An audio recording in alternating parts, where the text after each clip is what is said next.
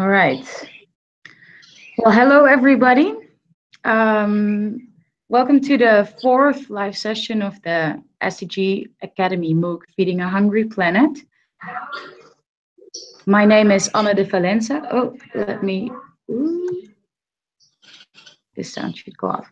Okay, so my name is Anne de Valenza. I am the course teaching assistant of this MOOC, and today I am interviewing two guest speakers. They are nutrition experts in working in Tanzania and Thailand.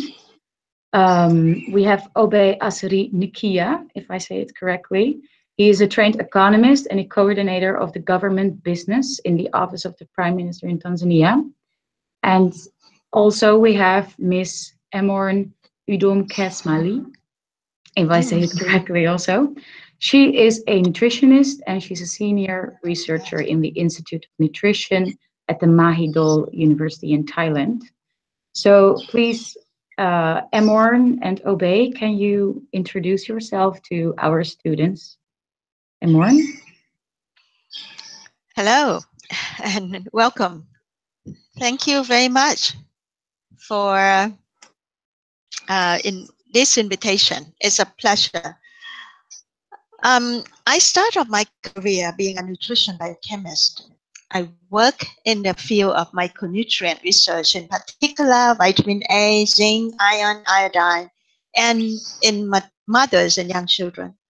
I also teach in graduate courses in nutrition.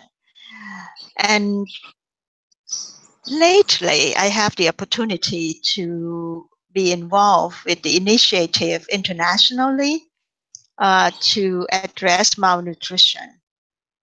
And several of that platform that you may have heard of, the Scaling Up Nutrition Movement, and also lately the Global Nutrition Report. And it really has broadened my scope of work to show that more likely we need to link more scientific knowledge to policy, to program, and to more likely to contribute to a larger context out there. And in nutrition world, we speak among ourselves, but now we are speaking to others. And those are the important things. That's all for now. Thank you.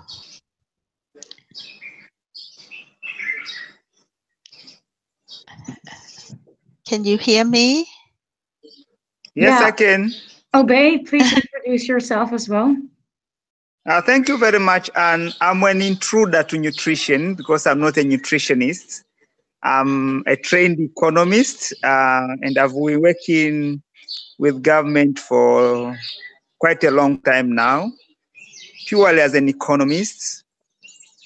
But my role there is to coordinate government business to put sectors together for a common agenda. So in terms of nutrition, we are convening all the stakeholders, being in the agriculture, being in the health sector, being in the water and sanitation, being in the lands, being in all areas of agriculture and so on, so that we can really come up with the sustainable and functioning intervention, which will ensure malnutrition is really attacked from all angles.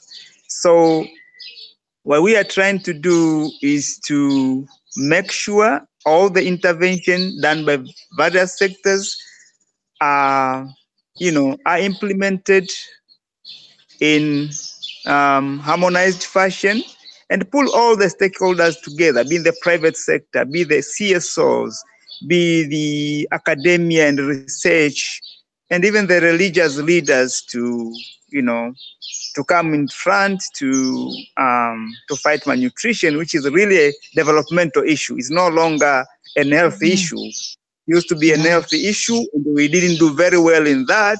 And probably, as I will show later, this multi-sectoral coordination has started showing the sign that things are working. And that's what I'm passionate about, really. Nutrition to me nowadays, I'm spending so much time than what I expected before because of its importance in the development of human resource. I believe, and all you may know, the human resource development starts with good nutrition from when the mother becomes pregnant. So that's why we are in for it. And we are trying to put the economics in it. What does it cost if the nutrition is not good to our children, mothers, and across the life cycle? And what does it mean if we don't use it as a very good prevention mechanism?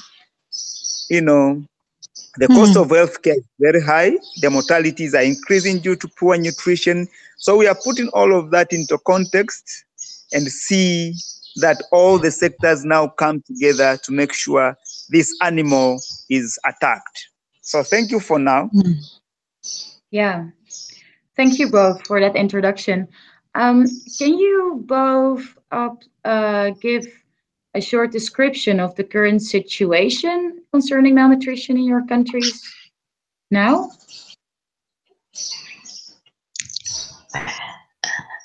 Okay, Thailand. We have in the previous years been more likely known for our achievement in reducing undernutrition in young children.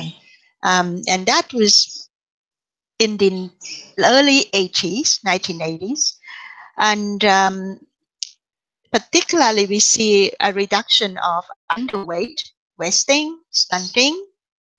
And with economic development that Thailand has in the mid-80s and accelerated up to now, the emerging problem that Thailand has is the change of diet and lifestyle. And I think it affects many other countries too. So we transit from one problem into obesity and non-communicable disease. So in those years, also micronutrient deficiencies has been shown to be linked between both sides. So you can see that not only we see undernutrition linked with certain problem of micronutrient, but also obesity and non-communicable disease can also have a deficit in micronutrients. So those are some of the things. So it's more a multiple burden of malnutrition Thailand is facing. The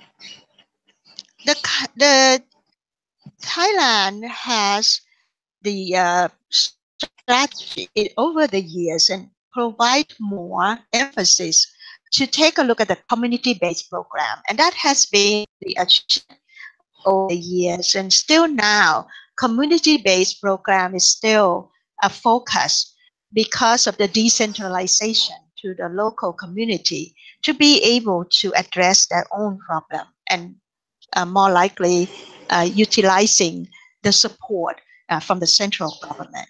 Well, those has been the way overall. The government has put strategy focus on early life nutrition, and there's a reason for it. Early life nutrition address 1,000 days and also adolescent girls before coming to become mother.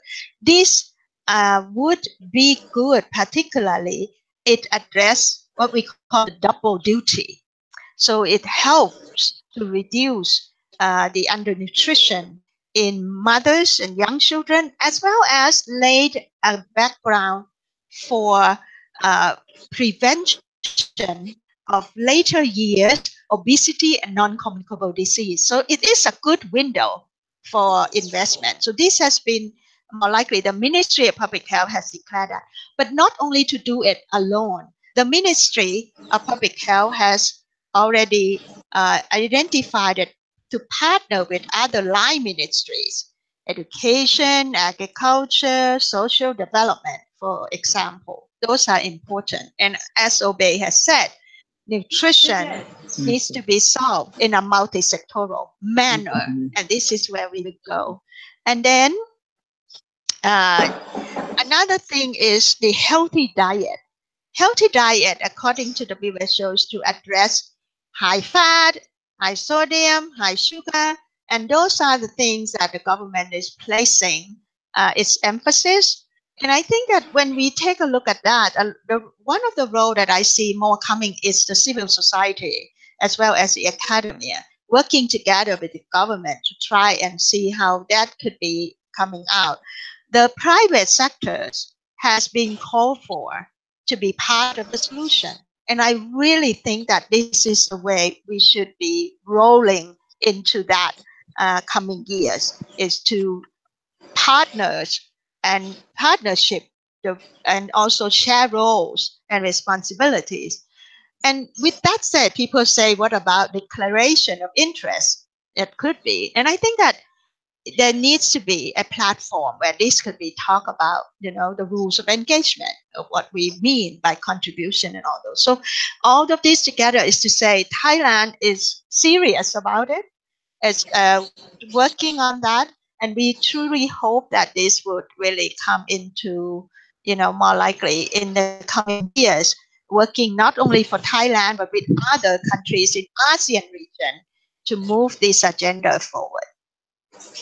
That's all for now. Thank you. Okay.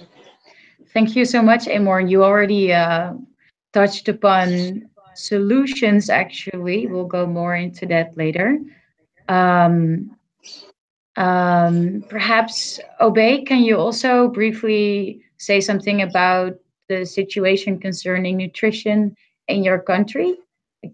Is obesity also a problem there, for example? All right. Thank you very much. I think the situation has been improving over time, albeit slowly. So what we are having now, really, from 1992, the indicators like for stunting, wasting, underweight, and micronutrients malnutrition have been improving. For example, the stunting rates reduced from 50%, which was 1992, to 42% in the year 2010. But it reduced also dramatically from 42% to 34% within the period of 5 years. That's from 2010 to 2015, when we started coordinating nutrition in multi-sectoral fashion. So we think maybe it has really contributed in a way. But for the acute malnutrition, especially the underweight, is consistent with the best practice, below the 5%. Anemia is the one which is really not in good shape. It's among the reproductive women, we are talking of more than 40%, and for under 5, it's almost the same. So the micronutrient malnutrition is really one of the challenges we are having, and we are seeing not doing very well. But on the other side, we are also witnessing the double burden as well, because as economy is improving, we are seeing the middle class growing. At the same time, we are seeing increasing in obesity among women, and even other people. The women of reproductive age are also increasing to be obese. But at the same time, other section of community are facing the same problem. And now this is a typical double burden, and it's becoming more stressful. And then NCDs are also really, really on the peak. So the strategy now, which we have in place, is to work together to reduce all of them. It's not to leave this one. And like what we did, I think in some years, was to concentrate too much on acute malnutrition, and we didn't do much on stunting. So stunting kept not reducing at the rate which we expect. So we don't want to go in that risk. We have a plan which take care of all that. So that's where we are moving forward. That's for now, yeah. Okay, nice to hear. Thank you. In the meantime, I would like to also tell the students that they are very welcome to post their questions in the chat box. So if you have a question for our speakers, you can post it there and I will forward it. We already have some good questions from students, which we'll address later, but for now, I want to raise a couple more questions first. This one is for Emorn. You both already talked about the double burden, and Jessica Fanso also talked in her lectures about the triple burden. So having not only undernutrition or overnutrition, but also the combination of those. So being both obese and have a micronutrient deficiency, for example. Do you see that in Thailand and Asia? How is that problem being addressed? What are effective intervention to address all those burdens at the same time? I think I already did say something about that, and that's it's not only a triple burden. I would say not only for Thailand and as you heard, Obey, in Tanzania, in many countries where economic development is growing fast, you are seeing this tug of war already. You have all, one of the things is that in the same community or even in the same household, all this exists. You have undernutrition in some way, micronutrient deficiency, and also obesity. Because when they say malnutrition in all its forms, it has to do with the way we are at the moment, where the diet and lifestyle has changed completely in many parts of the world. And I would say that if we want to solve this most effectively, beyond what we have just said about the window of opportunity, like adolescent years and 1,000 days, and talking about healthy diet and also bring the food system, is to recognize that actually in the sustainable development goal, when we work in that, we saw that this has to be addressed. Nutrition relevant indicators are more likely exist in other areas. This is not health or not nutrition, such as gender.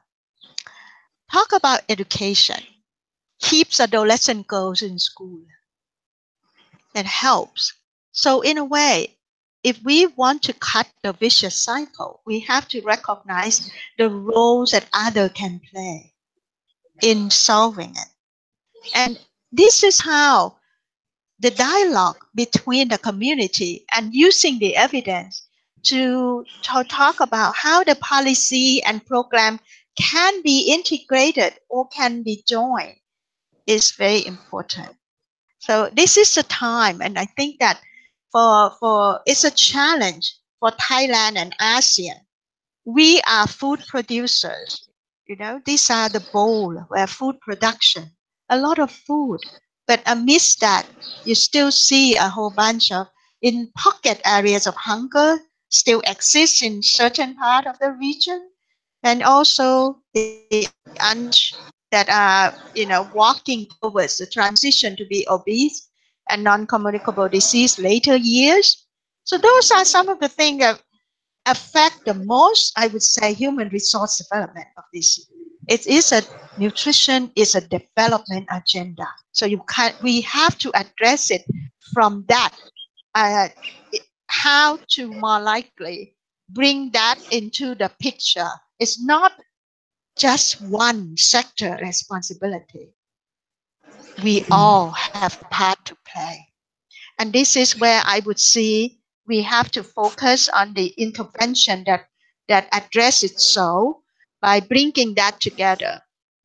So that's part of the thing. So I already did say something about the 1,000 days and also the healthy diet that would more likely walk from food value chain. I think Jessica may have talked about that already, so I'm not going to repeat that.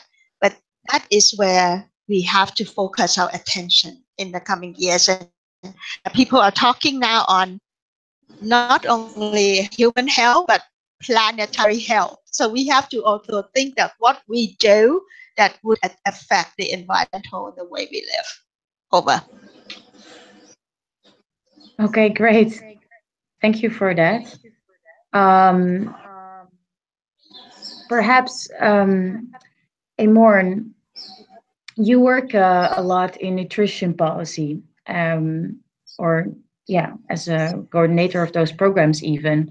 And nutrition has been a big focus of your government's development program over the past decades, right?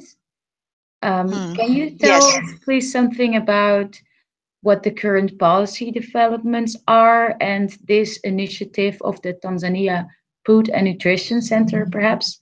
What it is? You meant to obey, right? That's Oh, for sorry, Obey. that's a question for Obey. Yes. All I right. know, Emorn, you also do All a right. lot of policy currently, but as Obey really working primarily in policy, what is the current, what are the current developments? Where are you focusing on? How are you addressing the problems? All right. Okay. Before I do that, let me comment a little bit on the issue of double burden. Really, the nutritionists have always told us if somebody was stunted at early ages, they are likely when they grow up to also develop all this overweight and maybe become obese and succumb to NCDs, which is the cost of healthcare throughout the life cycle.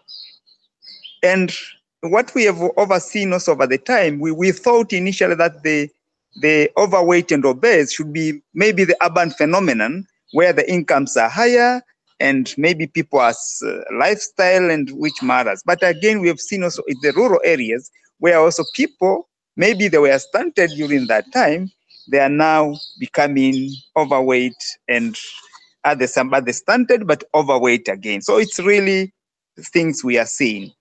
But then let me go back to what you asked in terms of policy development and what. I think to appreciate the importance of nutrition in development in Tanzania, it has developed over time.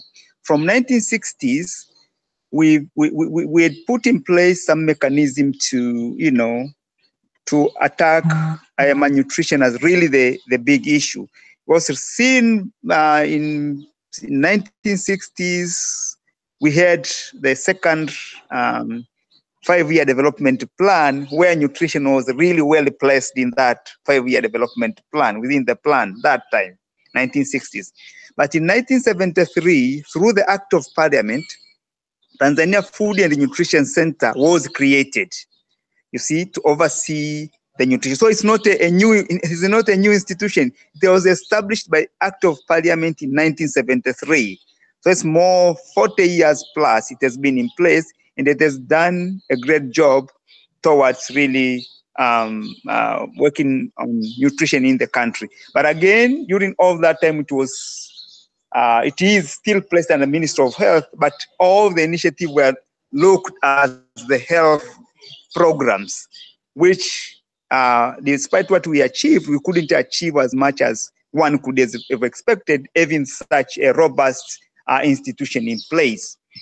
But then coming on the policy development, in 1992, we developed the first 5 food and nutrition policy in 1992, which was being implemented over the period of time until now we are reviewing it, we are finalizing its review.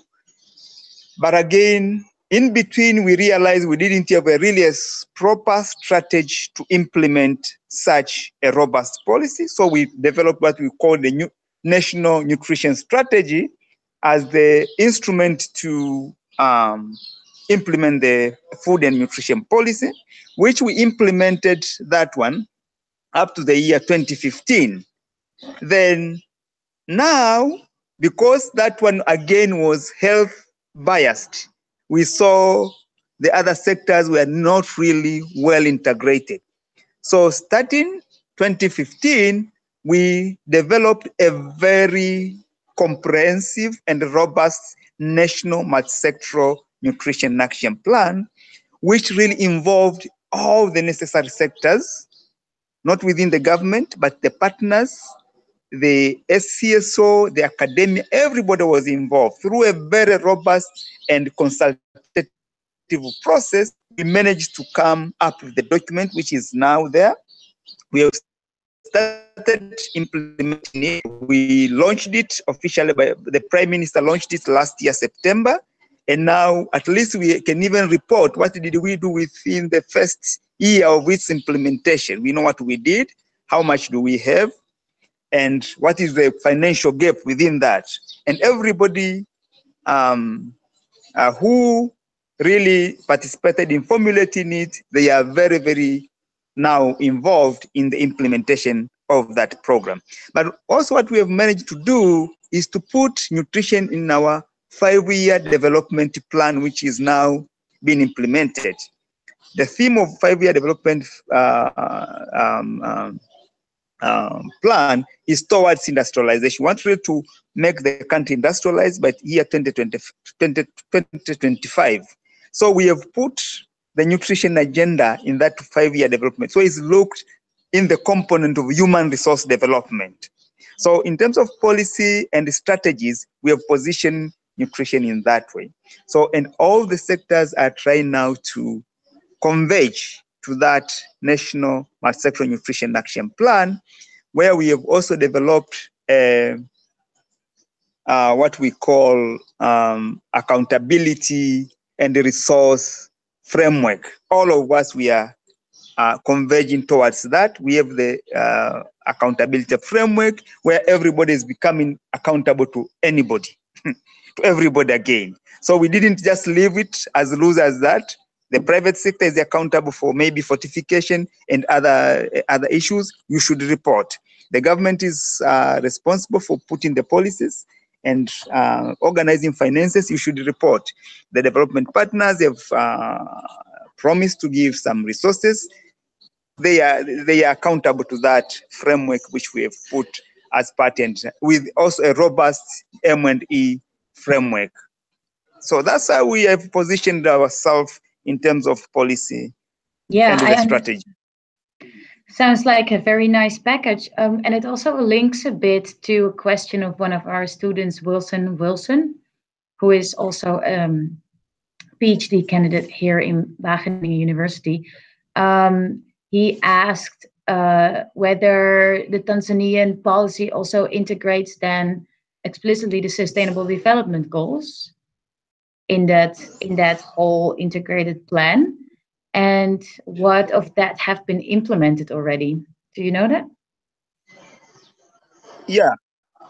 I mean, what we do as when we are developing any policy, we always abide to the international conventions and agreements. So we say we have the SDG, which we are accountable for globally. So we have all included that. So if you look at the SDG 1, for example, on the hunger, we have the other SDGs related to health, education, and nutrition indicators are there in particular. They are all really part of the integrated in our action plan. So we didn't leave any international commitment, including the World Health Assembly targets. They are part of it. So we have tried as much as possible to include the international commitments. Yeah. Mm-hmm. Yeah. Mm-hmm. Actually, Emorn, do you know if the Thailand policy also explicitly integrates the Sustainable Development Goals now and links it back to nutrition policy?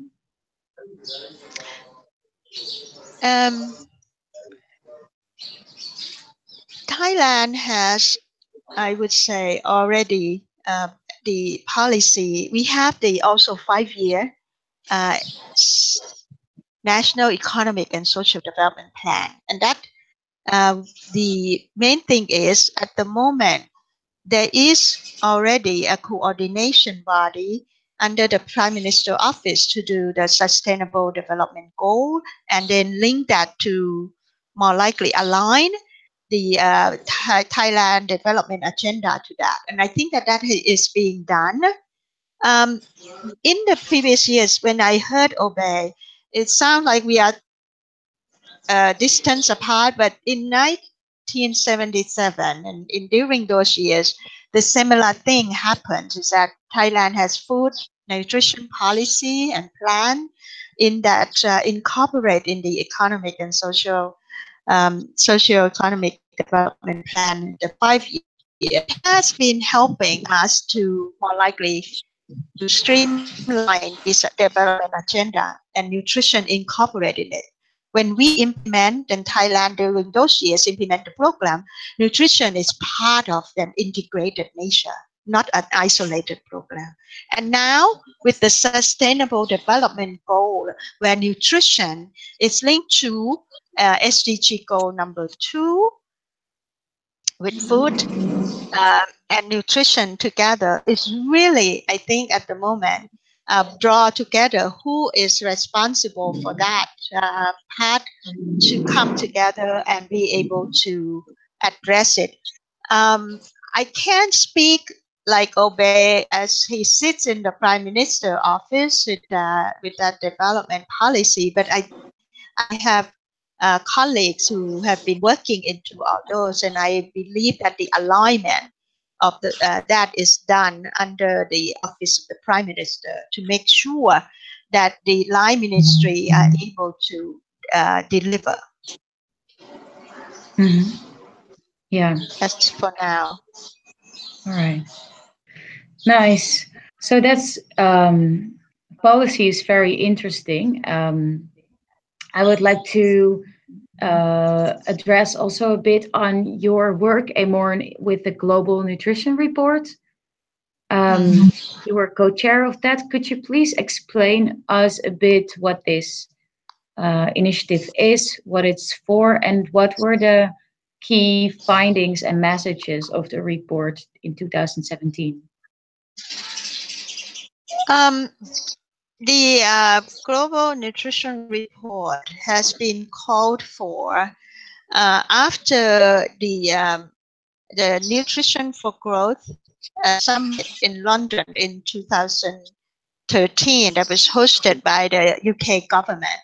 And this is a high-level summit that bring in different stakeholders to pledge support to address malnutrition. And they call it the Nutrition for Growth Compact, and they call for a global nutrition report to more likely to track the progress and commitment, more likely as an accountability mechanism. Now, Global Nutrition Report is being produced by independent expert group that are coming from experts of different disciplines from all over the world, and we work together with the stakeholder group, which are multi-stakeholders who are representing the pledgers. So they have, international organizations, civil society, so all private sector, country representatives. So they were partly the one who oversee and provide some of the policy suggestion to the independent expert group. But the work we do is this Global Nutrition Report, actually, people say, what would you like to do with that? Simply, we would like to, more likely, to bring the evidence that will speak for nutrition action. And that we would like to look at the Global Nutrition Report as a calling for stakeholders to account. It's more than a report, it's an intervention to say that there is an evidence that we as the world are not on track to meet the global nutrition target. We're still way off, but there are opportunities. And here are the opportunities to act. Here are the areas where you can use some more investment. And why is it? Is there any success in certain area? So it's very much we empowered the data that exists in public space to speak, to be able to guide where action should be needed, where investment should be more, accountability mechanism of the commitment. When you say this is what to be done for nutrition for growth, has that been follow up with action, and where is the gap?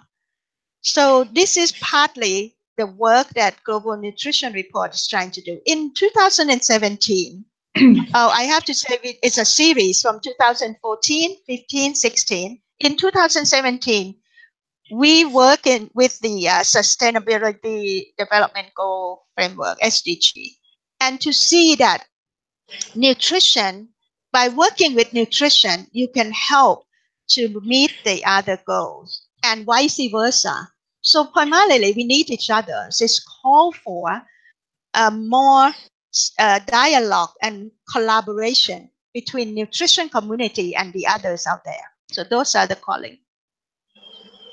Right. So and if you would say where, except for that collaboration is necessary, what are other key messages? Like, for example, there's a need for more investment, but where does that investment really have to go?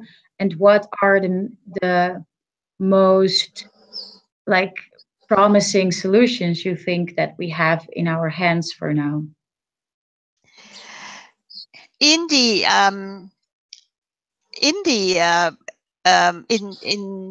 evidence for nutrition intervention, there has been already 2 Lancet series that highlight that there are proven effective nutrition intervention, which are more what we call the nutrition specific. And those are, there are certain group, and fortification, supplementation, diet, that's part of it. And we now take a look at another set of intervention, which I think is very important. And that's where a lot of investment has already been made. And we call that the nutrition sensitive intervention. So something that come in from other sectors that really affect nutrition, such as, Obey will know this, is that from agriculture, from education, from social protection, from women empowerment, from even trade areas. These are all that affect nutrition. So nutrition sensitive package are where a lot of country has already put that investment in there. But we kind of need to showcase that certain area has already has an impact in nutrition, and we need more evidence in that. And this is where our work will be in the coming years, is to see how we can improve that package of investment for country level. And then also in the international level, arena, they still fall short. The overseas assistant, development assistant, is still very inadequate. So if we are able to bring more investment in the area, particularly, I would say obesity and non-communicable disease is very, very low. And maybe people thought that these are the problem of the rich country and the high end, they can take care of themselves, but Obey is right.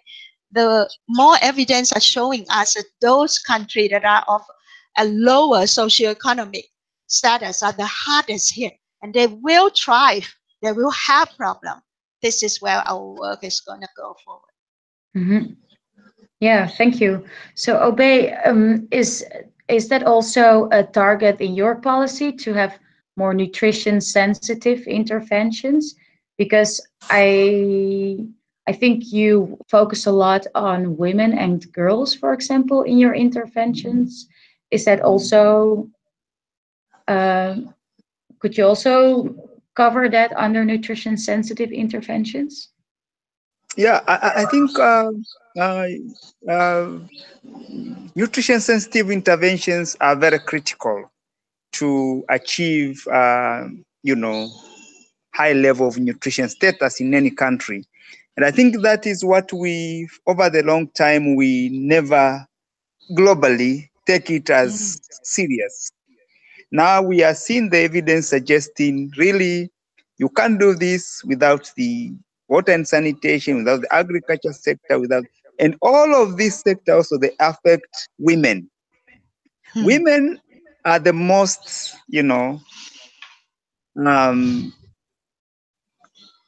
productive in the country. These are the ones, because the country is predominantly agriculture for smallholders. And really, look at it critically, it is women who are producing this food. Now, if you don't have right policies for agriculture to help them maybe to reduce the burden of what tools do they use for farming, for example. If they are using the hand hoe, you know for sure she will spend 5 days tilling 100-meter square area. And that, does she get time to take care of herself when she's pregnant? Does she get time to take care of the child when she finally, deliver, to have exclusive breastfeeding? So you see, if you don't have proper agriculture intervention that supports nutrition, it can be really a disaster. But look at it, most of these rural women are poor, are coming from poor background.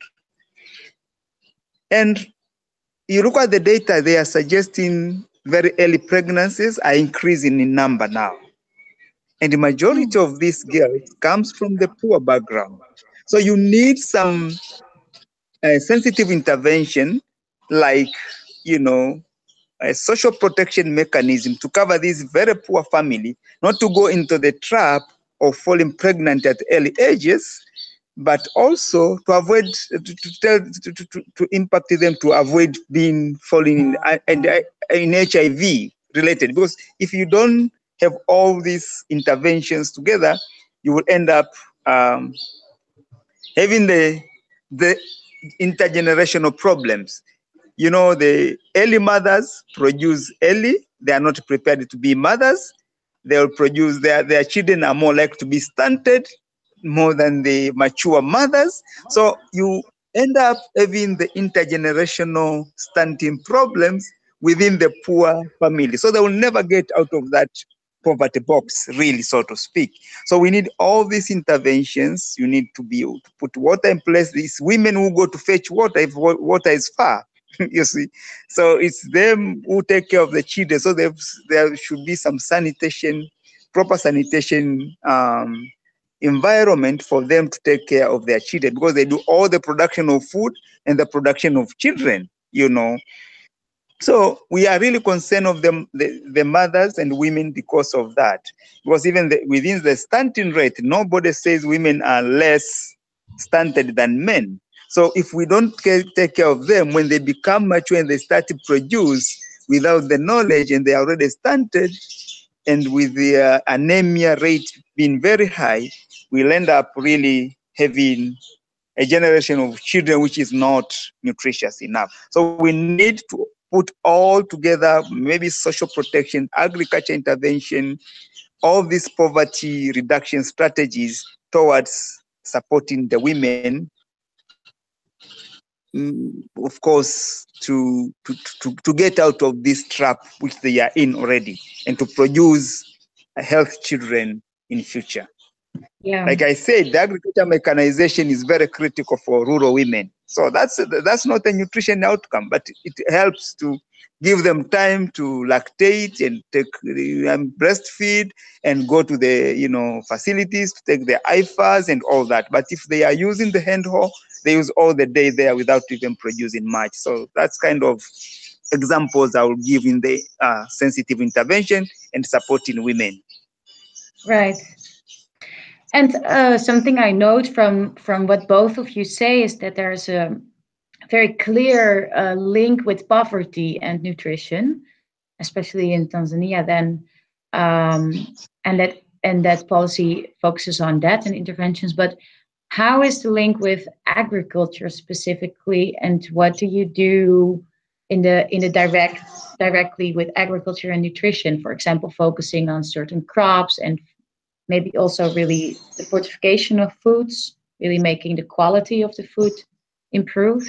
Yeah, yeah. In terms of agriculture, there are several, initiatives which are ongoing. One is really, like you are saying, production of crops which are more nutritious, and crop mixture, and have diet diversification within a locality.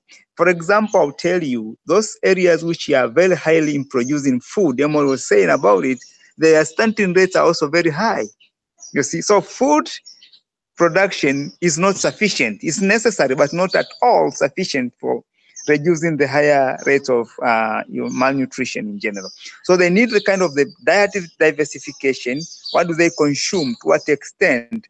When it comes to supplementary feeding after the 6 months of exclusive breastfeeding, what do they eat?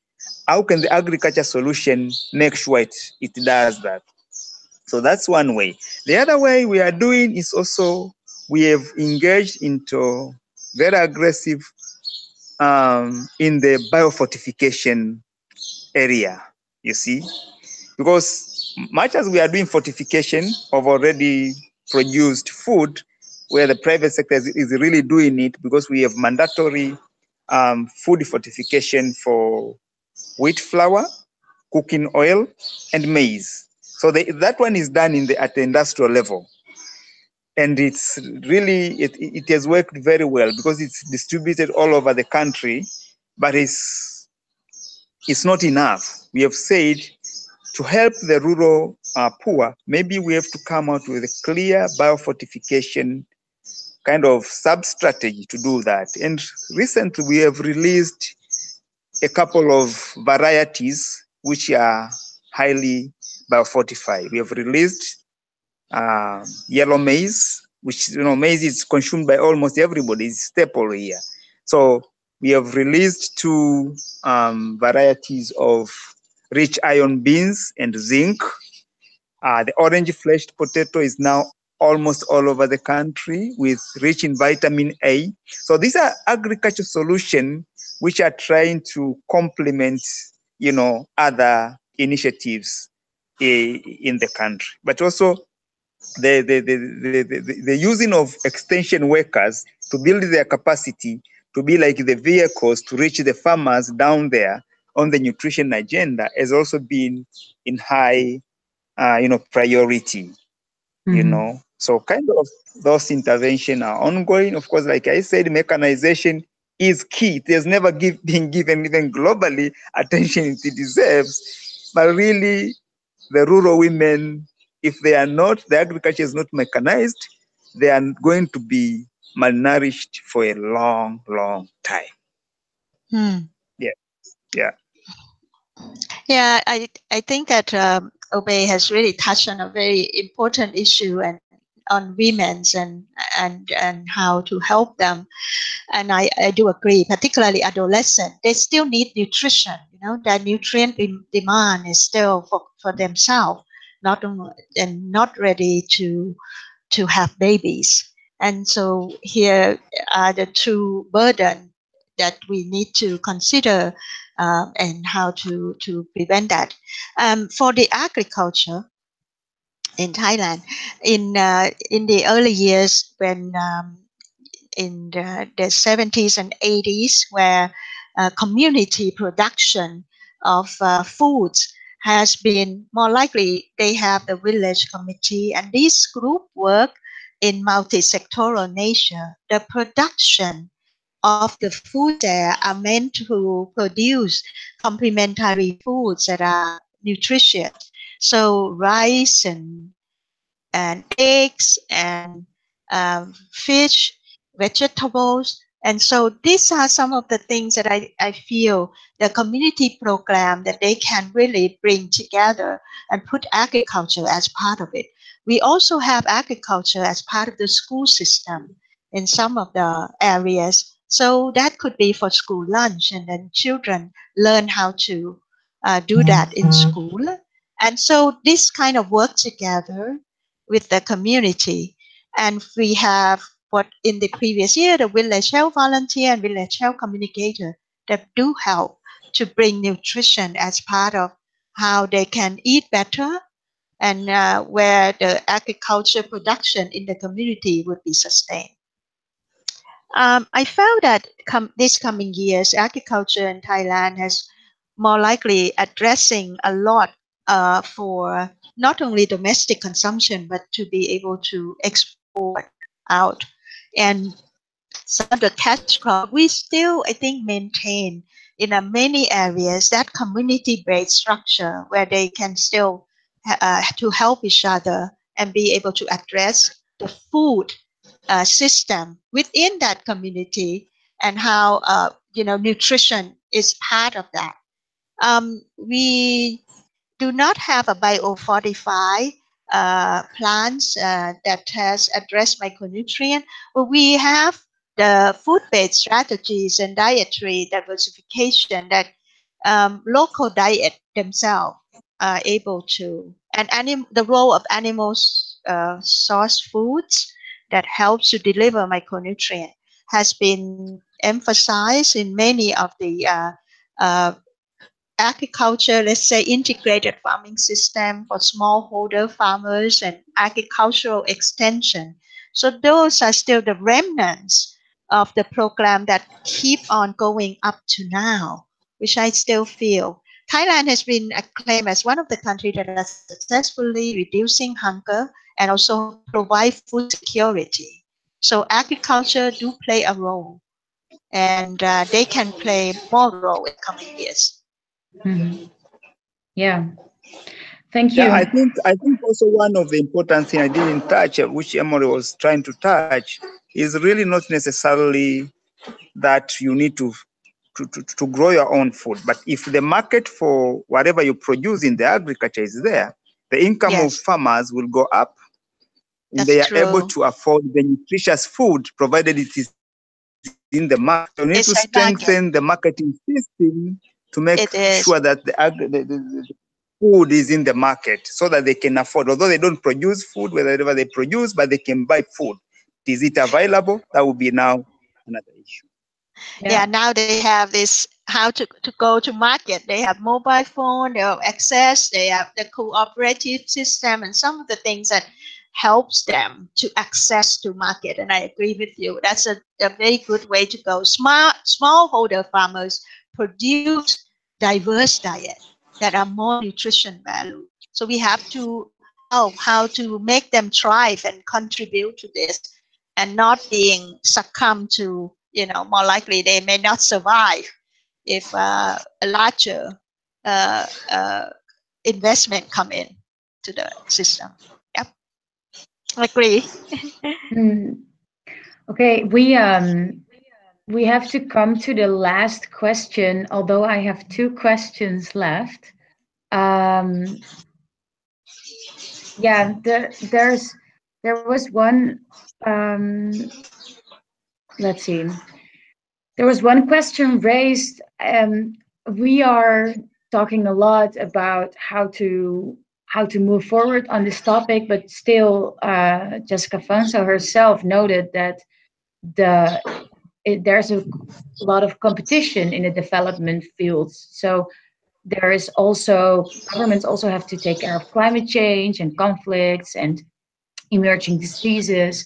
So how do you really get governments to take action on nutrition in that competition? Is there, how do we get this funding gap, for example, closed? Do you have a vision on that as a wrap up of the conversation? Where you're on. Anything that has to do with funding, I would give it to you. I've always argued and make my points clear that you talked a little bit more of the evidence. You have to produce the evidence to show the importance of any sector to the economy.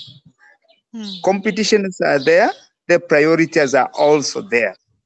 But what do you do now? It is, guys, listen, this is the foundation of the human capital development. The foundation, the very foundation of the human being it lies on nutrition, nothing else. I think we have come to agree.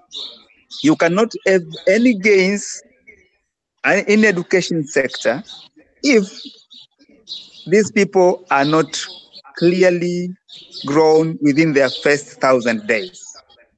So you are going to have a lot of burden in the healthcare if these people are not well taken care of it. So the economics of investing in nutrition is really arguably a good case you can make, but it needs to produce evidence and create a sense of awareness to get a political will, to buy a political will from those who matters in the politics. Use the mechanism like parliament to make sure, guys, here are your children. Even at the household level, a mother is ready to sell anything to make their children healthy, to make their children nutritious, because it is the foundation of what that child is going to be in future. So that one, if it's built clearly with numbers, with evidence, the others will come as the priority as well. But really, if you don't produce the evidence, we are in for it. But to me, if I can produce that evidence, and we have done it, the politics has bought it, and I think things are moving in those people who have realized the importance of this in the economy. Take the issue of labor competitiveness, which I've been arguing. We are liberalizing the labor markets all over the world now. Today, if you are liberalizing with your children who are becoming stunted at the early age, those ones are not going to be competitive. So as the country is going to lose, and what will be the impact of that politically? It's a political chaos. Your people don't have employment because they couldn't compete with other countries after liberalizing the labor market. So I think all these arguments make it clear, and really it is, economics talks to itself. It's the numbers. If you invest in nutrition $10, how much do you gain out of it? But how much do you save for investing that in terms of healthcare? It's $200. Those numbers, do you need a rocket science on that? They are there already. I mean, I don't see it to be really a big issue moving forward. Seriously. Okay. Thank you. Yes. Emorn, you have some wrap-up words? Yes, as you have witnessed, I think building a case from nutrition, how come it sounds much better coming from other fields like economics? And I think that people listen when someone believes that investing in nutrition matters. And that I think it's important that we have to provide from the nutrition community. We have to provide that evidence. It is well worth it. And when we have so much competing priority, and I must say that, yes, climate change is looming large, but what does it do if we are able to say how nutrition, by building a foundation on this, what can that do to address climate change, to address the problem of gender, to address many things? These are something we need. And we have to start talking from the nutrition community and addressing others, and be able to hear from them, work with them, and coming over the years, I think accountability of sharing with them, how we can work together to meet the goal of ending malnutrition in all its forms. And SDG 17 is there to say how. It's partnership.